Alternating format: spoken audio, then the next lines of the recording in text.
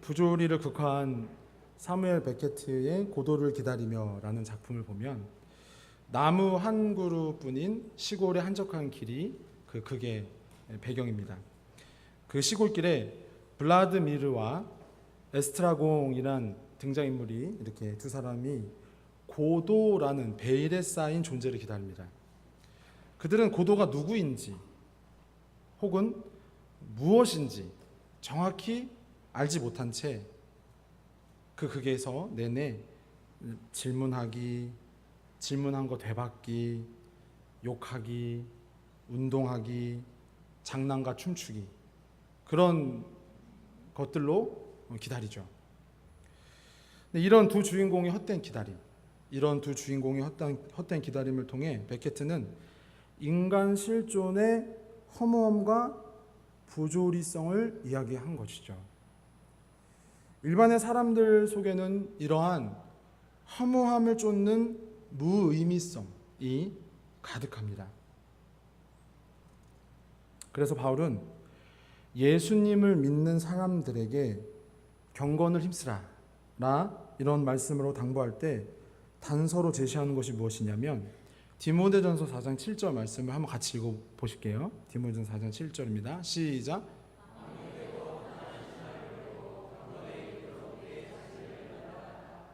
망령되고 허탄한 신화가 무엇입니까? 예수님을 모르는 사람들이 추구하는 삶의 목적이죠. 그 베케트의 부조리극 고도를 기다리며에 등장하는 블라드미르나 에스트라공이 추구하는 맹목적인 기다림입니다. 그 극의 말미가 어떻죠? 결국 그런 무의미한 기다림 끝에 자신들의 허리띠를 풀러요. 그리고 자살을 시도해요. 하지만 허리띠가 끊어져요. 그리고 이런 말을 서로 주고받으며 극은 끝나요. 내일은 꼭 튼튼한 줄을 가져오자. 허물을 머금고 죽은 행실을 택하는 것이 자신들의 최대한의 자유라 여기는 이들 속에 가장 필요한 것은 무엇일까요? 오직 복음인 줄 믿습니다. 톰 라이트의 저서 기독교 여행 16장 새 창조의 시작에 이런 내용이 나와요. 우리 한번 같이 좀 읽어볼게요. 그 다소 좀 길지만 한번 같이 띄워주실 거예요. 한번 읽어보죠. 시작.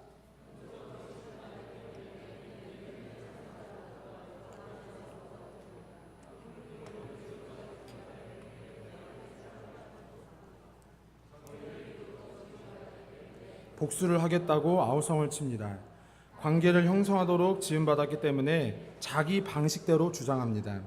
아름다움을 맛보도록 지음받았기 때문에 감성에 만족합니다. 그러나 새 창조는 이미 시작되었습니다. 해는 떠오르기 시작했습니다.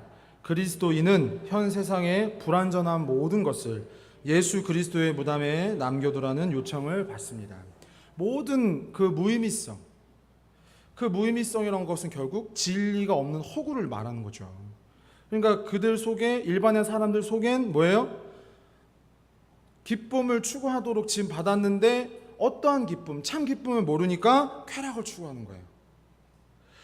정의를 이루도록 지금 받았는데 그 길을 잃었기 때문에 서로 복수하겠다고 아우성 치는 거예요. 길을 잃어버린 거죠. 우린 어렸을 때 누구나 한 번쯤은 그 모래더미 위에서 두꺼봐 두꺼봐 헌집줄 이렇게 하면 안 되죠. 손을 이렇게 놓고 모래를 얹어서 두꺼봐 두꺼봐 헌집 줄게 새집 다오 아세요? 다 아시죠? 네, 이런 노래를 했어요. 그러니까 허무한 집, 무너지는 집, 튼튼하지 않는 집, 죽음의 집 한 발짝도 나올 수 없으면서 뭐라고 말해요? 새 집을 달라. 새 집을 달라. 영생과 부활과 내세의 확신이란 그 아름다운 집을 달라. 우리는 어렸을 때 그런 놀이를 통해서 아주 희미하지만 꿈꿨어요.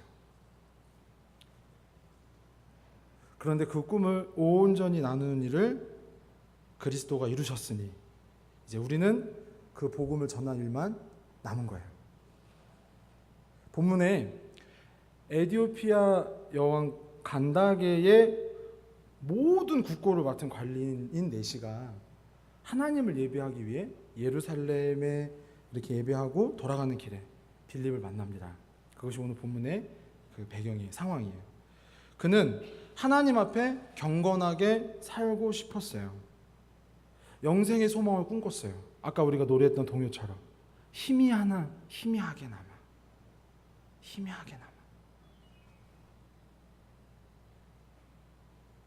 생각해 보세요. 이렇게 높은 관리가 무슨 부족함이 있어서, 무슨 아쉬움이 있어서 아프리카 에디오피아에서 예루살렘까지 다녀가요. 에디오피아에서 예루살렘까지 3,200km 떨어져 있어요. 그러니까 당시의 마차 속도로 계산해 보면 한 50km거든요, 시속. 그러면 64일을 걸리는 거리예요. 64일. 부산이 제일 먼가요? 우리가 북한은 못 가고, 우리 담임 목사님 신이주시라고 해가지고 우리 구역자들 다 같이 이렇게 같이 나눴었는데 제일 먼가요? 부산이 제일 먼가요? 제주도가 제일 먼가요? 그래봐야 몇백 킬로. 근데 3,200km를 구했던 거예요. 그 심령에 목마름이 있었던 거죠. 성령께서 그 사람을 만나도록 빌립을 예비하신 거죠. 사랑하는 성도 여러분, 우리가 예수님을 모르는 어떤 주변의 사람을 만날 때 이런 놀라운 예비하심의 손길이 있음을 믿으시기 바랍니다. 그 손길을 민감히 느끼시는 여러분이기를 바랍니다. 우리는 너무나 자주 이 전도를, 특별히 누군가를 만나서 개인적으로 하는 전도를 생각할 때 내가 아니면 누군가 전해주겠지, 여럿이 있으니까 이번만 기회야, 다음에 더 좋은 기회가 있을 거야, 이걸 이렇게 그냥 간과해버려요. 근데요, 성경은 뭐라고 당부하는지 아세요? 디모데후서 4장 2절 말씀 한번 같이 볼게요. 한번 같이 읽어보실까요? 시작.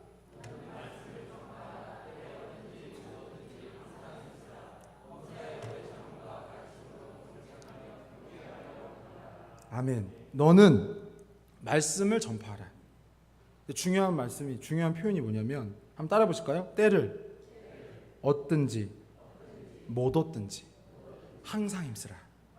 그러니까 우리가 내 옆에 있는 사람에게 개인적으로 복음을 전하고 예수님을 소개하는 일은 때가 있다는 거예요, 없다는 거예요? 때가 있다는 거예요, 없다는 거예요? 때가 없다는 거예요. 때를 정하지 말라라는 거죠.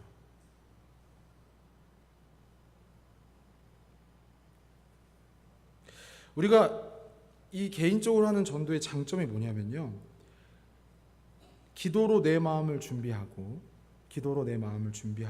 손에 몇 장의 전도지. 우리가 지금 교회에서 매주마다 뭘 나눠주죠? 주보에 몇 장의 전도지. 그리고 입에 우리가 매주 설교 말씀으로 듣고 개인적으로 묵상하는 복음의 성구 몇 구절만 내가 읊조릴 줄 안다면 언제든지 할 수 있습니다. 믿으십니까? 빌립은 성령의 인도를 받아 에디오피아로 돌아가고 있는 그 네시의 수레 곁으로 다가갑니다.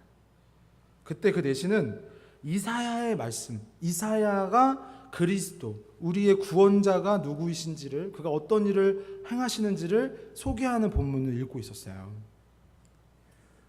이사야 53장 7절 8절의 부분이었는데, 문제는 그 사람은 영적으로 눈이 어두워서 그 본문의 의미가 무엇인지를 몰랐던 거예요.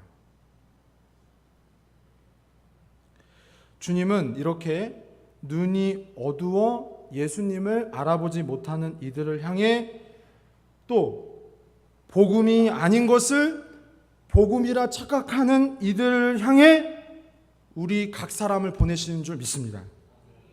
바로 이 메시지를 듣는 여러분이 그 일을 맡아주셔야 돼요. 믿으십니까? 저는 총신대 시절 IVF 활동을 통해 캠퍼스 개인 전도를 훈련했었어요. 이게 뭐냐면 각 대학의 지부별로 복음의 불모지인 대학, 캠퍼스를 묶어서 정해요. 저 당시에는 어디였냐면 동국대였어요. 여러분 동국대 어느 학교인지 아세요? 동국대예요. 공부 잘하는 애들이 가는 데인데 꽤 잘하는 애들이 가요. 그 경찰대는 내가 알기로 뭐 서울대 뺨치는 줄 아는데, 여기는 불교를 교육 이념으로 삼은 학교예요. 그래서 지금도 그런데 어디나 불상이 있어요. 교문부터 후문까지 좌우로 대각선으로 별의별 불탑과 별의별 불상이 가득해요. 그래도 신학생인데, 총신대생인데 갔죠. 기도하고 맡은 일이니까 가서 내가 한 명이라도 쪽지 주고 와야지. 내가 한 명이라도 예수님이 널 위해 죽으셨어 말하고 와야지. 어느 날이었는데 이 학교 안에 이렇게 이제 뭐 또 티내면 안 되니까 이렇게 조심조심 이렇게 전도지 들고 이렇게 다니는데 저쪽에서 비구니 한 분이 오는 거예요. 비구니 어떤 분인지 알아요? 예, 우리 이제 여자분인데 출가하신 분. 근데 이상한 게 그날따라 그 분이 너무 불쌍한 마음이 드는 거예요. 이상하대요. 머리도 깎고, 그리고 너무 또 많이 오래된 시간이라 얼굴은 기억은 안 나요. 근데 너무 처량하게 보이는 거예요. 이렇게 그 옷도 아시죠? 그 잿빛, 그 자매분인데 잿빛 그리고 고무신을 신고 이렇게 오시는데, 그리고 마음속으로 기도했죠. 용기를 냈어요. 하나님, 내가 오늘 저 비구니에게 전도하겠습니다. 나를 도와주십시오. 다가가서 복음을 전했어요. 하나님이 도와주신 거죠. 마음을 지켜주신 거죠. 근데요, 이 비구니가 이런 반응을 보이더라고요. 이런 말을 해요. 학생, 그대로 그 말은 너무 기억나요. 학생, 여기가 어딘데 나한테까지 와서 이런 무례를 범할 수 있나? 뭐 더 맞대응하기는 어려웠어요. 왜냐하면 또 소란이 나면 또 기왕에 또 전도하러 온 시간, 그 기회까지 다 잃어버릴까봐 예 하고 그냥 헐레벌떡 인사하고 지나갔죠. 근데 내내 이런 생각을 했어요. 무례라고? 당신이 지금 이 복음을 듣지 못하면 당신은 지금 영원한 형벌에 들어갈 텐데, 꺼지지 않는 불못에 들어갈 텐데 예절을 논할 수 있나? 더 불쌍한 생각이 들더라고요. 인간이 만든 철학과 인간이 만든 종교에 꽁꽁 묶여 헛된 기다림 가운데 죽음의 그림자만 쫓는 그 비구니가 너무나 불쌍했어요. 그런데 여러분 지금 주변을 한번 생각해 보세요. 여러분 지금 주변에 가까이에 있는 이웃들을 한번 생각해 보세요.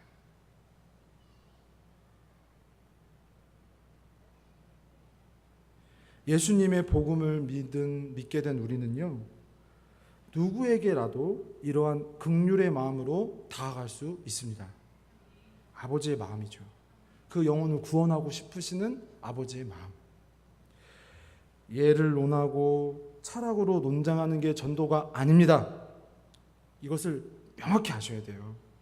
예를 논하고 철학을 논쟁하고 이념과 이치를 투닥거리는 게 전도가 아닙니다.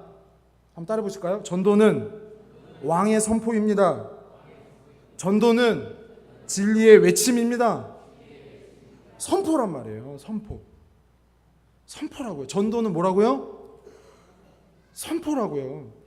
이미 그리스도가 죄와 마귀의 세력을 이기신 것을 우리가 대사가 되어 그의 이름으로 나아가는 자리입니다. 논쟁이나 예를 논하는 자리가 아니에요. 그렇게 하려고 한 사람은 그냥 그렇게 하려고 두세요. 우리는 그런 시간 여유가 없어요. 그런 시간이라도 아껴서 왕의 복음을, 그리스도의 복음을 한 사람에게라도 더 다가가서 내 가까운 이웃에게 전파해야 돼요. 믿으십니까? 예수님이 우리를 죄에서 해방시켜 주셨음을, 마귀의 권세를 깨뜨리셨음을, 영적 권세가 물러났음을 선언하는 일이에요. 그러니 멀리가 아니라, 여러분 잘 들으셔야 돼요. 멀리가 아니라 가까이에 있는 사람에게, 내 옆에 있는 사람에게, 내가 누구라도 언제라도 만날 수 있는 그 사람에게, 지금 이 설교를 듣는데 떠오르는 그 사람에게 전하셔야만 합니다.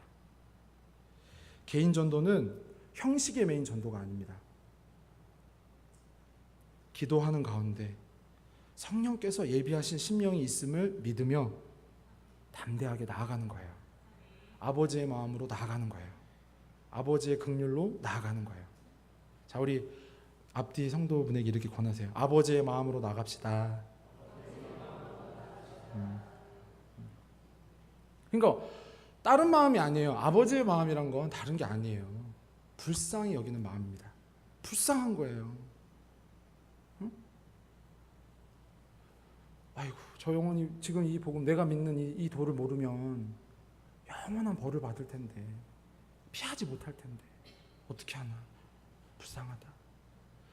당신 불쌍해요. 그런 말은 또 하면 안 돼요. 전도하실 때 당신 불쌍해요. 그런 말 하는 거 아니에요. 그건 내 속으로만 하는 거예요. 주님하고 묵상하는 거예요. 주님, 저 영혼이 너무 불쌍합니다. 어? 주님이 저 영혼을 불쌍히 여기심을 나한테 느끼게 하셨는데 담대하게 저 영혼에게 예수님이 구원하시는 애를 말하게 해주십시오. 역사가 일어납니다. 예비하신 심령을 만납니다. 만나게 하시는 거예요.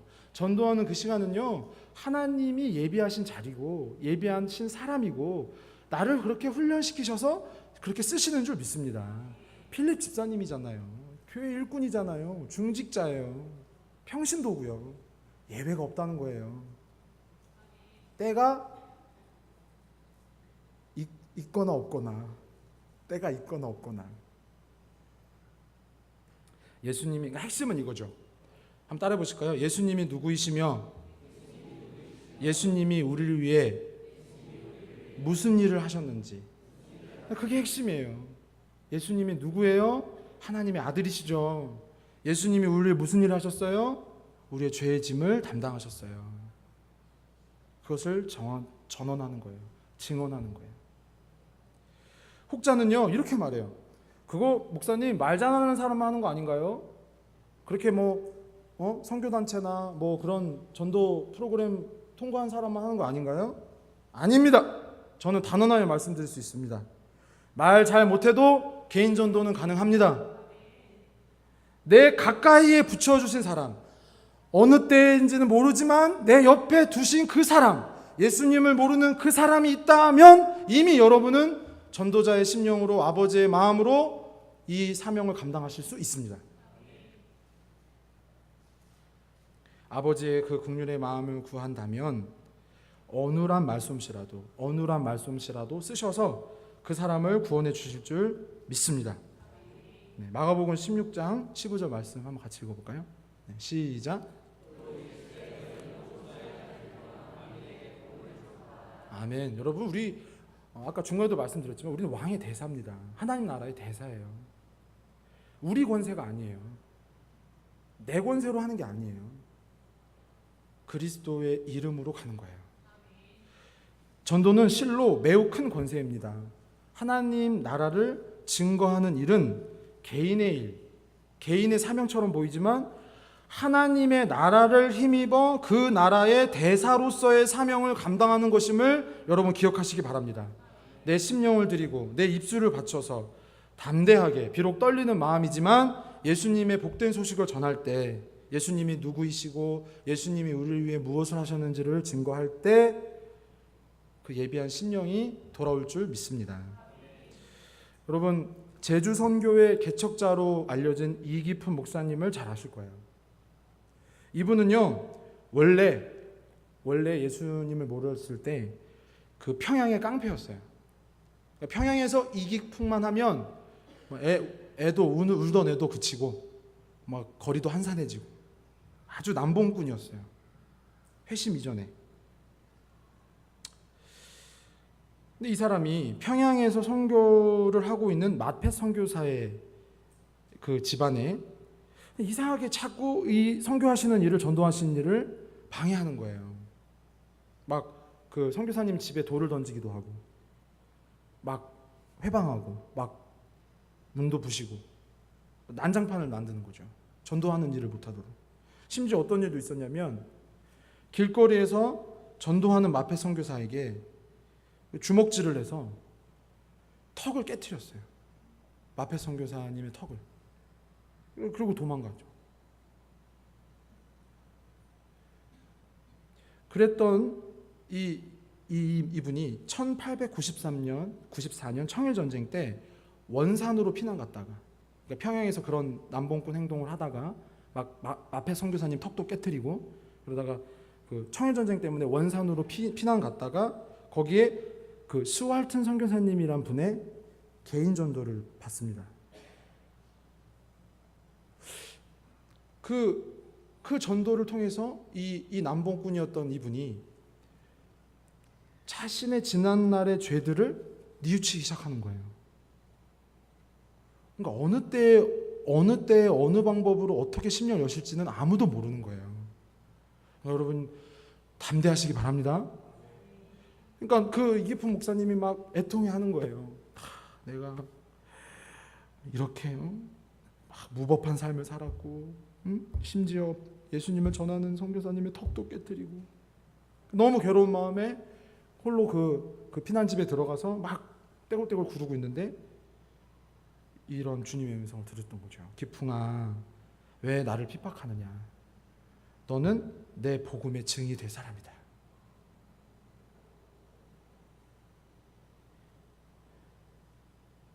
이 남봉꾼이었던 이기풍 목사님이 스왈튼 선교사님의 개인 전도를 통해 돌아오게 된 거예요. 그러니 사랑하는 성도 여러분, 내가 전하는 말씀을 들을까 안 들을까 고민하시지 않기 바랍니다. 주저하지 않길 바랍니다. 머뭇하지 않기를 바랍니다. 하나님은 여러분의 개인 전도를 통해 부족하더라도 또 다른 이기풍 목사님을 준비하고 계십니다. 그것을 믿으십시오. 한 영혼이 천하보다 귀하다는 말씀 주셨으니 내 가까운 이웃, 내 가까이에 복음 모르는 사람에게 하나님의 마음으로 나아가시기를 바랍니다. 끝으로 마가복음 1장 15절 말씀 보고 같이 한번 기도하죠. 한번 읽어보실까요? 시작. 하나님 나라가 가까웠으니 회개하고 복음을 믿으라. 아멘. 때가 찼습니다. 그 때를 우리에게 맡기셨습니다. 이 나라를 위해 열심히 내 가까이 있는 이웃들에게 복음을 증거하는 입술도 되시기를 바랍니다. 두 가지 기도 제목인데요. 다음 장. 네. 내 가까이에 복음을 모르는 이들에게 긍휼의 마음, 아버지의 마음이죠. 어떤 훈련이나 어떤 연습이 아니라 그 마음만, 기도 가운데 그 마음으로 무장된다면 전할 수 있는 거예요. 또 이것이 습관이 되셔야 돼요. 생활이 되셔야 돼요. 그냥 이렇게 툭 나오는 거죠. 그러니까 이게 개인 전도는 뭐냐면 이렇게 그냥 툭 나오는 거예요. 그 교회에서 나눠준 전도지 가방에 몇 개 꽂아놓고, 안주머니에 몇 개 꽂아놓고 그냥 툭 쓰십니다. 우리 같이 우리를 써달라고, 개인 전도하는데 나 써달라고 같이 한번 기도하죠. 하나님 아버지,